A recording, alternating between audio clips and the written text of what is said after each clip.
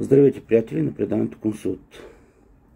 Аз съм адвокат Здравко Паскалиев и днес ще се занимаем с темата колко продължава едно дело, на която тема няма еднозначен отговор.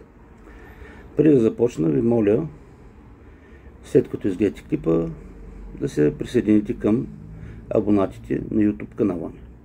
Да, колко продължава едно дело? Никой не може да ви каже колко продължава едно дело. Различно е от това на кое съдия ще попадне, в кое съдилище ще попадне. Примерно, в София делата се движат много по-бавно, отколкото в Русе. Ако едно дело отнема в Русе 3 месеца, то в София ще отнеме 6 или година. Затова ще ви запозная по принцип как върви едно производство. Започваме с искова молба. Пишем исковата молба, подаваме в съда. В съда, да кажем, около 2 седмици се бави между деловодство и съдията, докато съдията разпореди да се изпрати на другата страна. Изпраща се на другата страна, тук пак имаме, да кажем, между седмица и 2, докато я връчат. Ако всичко е наред, разбира се. Да връчвате на другата страна, ответника има едномесечен срок да отговори, т.е. да напише отговор на исковата молба, или да не напише отговор, но пак трябва да се изчака да изтече едномесечен срок. Т.е. тук имаме 2 месеца.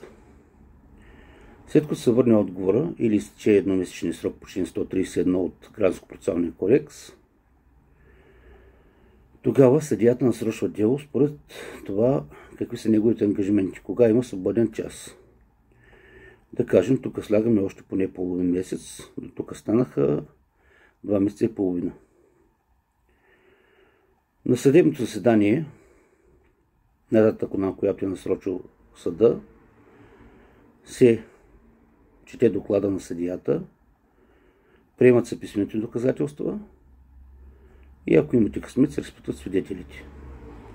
Ако приемем си всичко приключи с едно заседание, съдията обявява решение в срок или решение в еди каква си точна дата, която каже, която е 1 месец след датата на заседанието. Тоест, решение, ако всичко върви наред и е добре, ви може да имате след 3 месеца и половина от датата, когато сте пуснали исковата молба.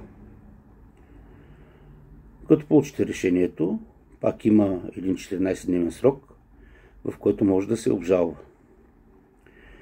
Така, какво може да се обърка в тези срокове? Много неща могат да се объркат в процедурата. Примерно, може да не бъде намерен ответник.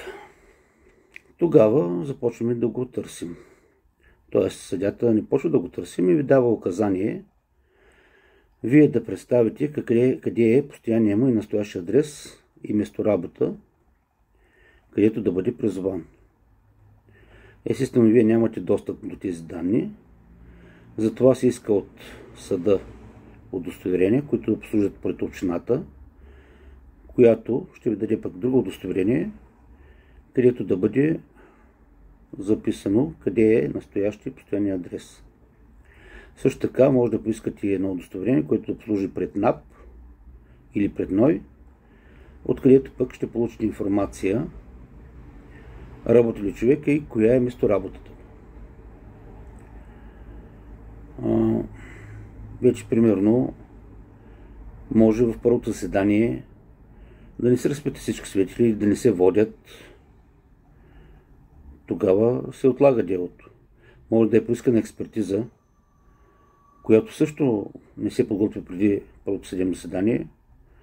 Т.е. вие ще имате още едно заседание.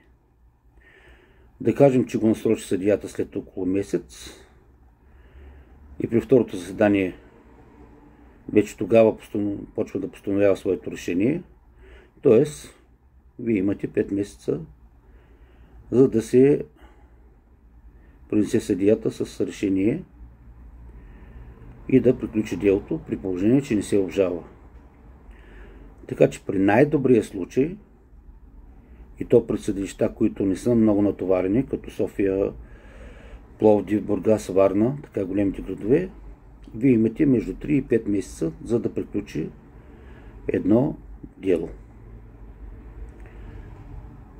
Все пак, понеже ви казах, че много неща могат да се объркат, много доказателства могат да се искат или много факти, които да се доказват, е хубаво, когато започвате едно дело, да се консултирате най-малко с адвокат, а по възможност и да наемете такъв. Ако има някакви въпроси, моля да ми пишете както в YouTube канала, така и в Facebook на моите профили, като лично съобщение. И няма защо се притеснявате. На всеки, на когото мога, ще отговоря.